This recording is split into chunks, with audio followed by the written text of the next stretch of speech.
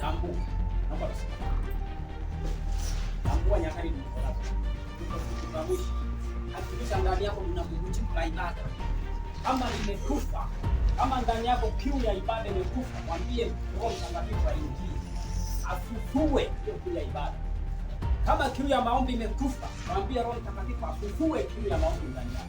Kama ni kiu ya kusoma neno imekufa, mwambie Roho Mtakatifu aifufue kiu ya kusoma, kiu ya kuhudhuria ibada, kiu ya kujifunza, kiu ya kukata. Mwambie Mungu akupe kuchukia mbaya. Mwambie Mungu akupenda. Roho Mtakatifu aingie afufue kila kilichokufa. Alipo na ukame wa ibada uondoke, aweke bubujiko la ibada, bubujiko la maombi, bubujiko la kusoma neno. Hapo ndipo tutakapofaulu. Vinginevyo ile siku itatukuta ghafla na tutaacha, tutabaki.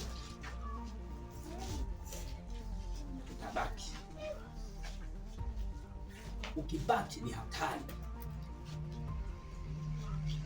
ni hatari. Tengeneza njia, ujiulize, nikilia parapanda sasa hivi nitaenda? Ukipata chip usijipendelee.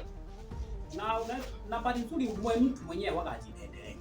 Ukiona kabisa ndio sitabaki, tengeneza, ondoa kitu unachoona kitabakisha dunia, kiondoe mara moja.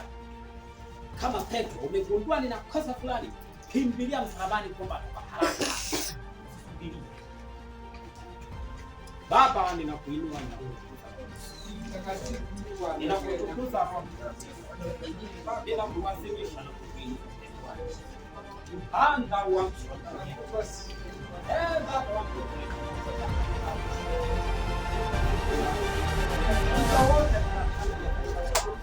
Bwana, kame ondoe ndani yetu.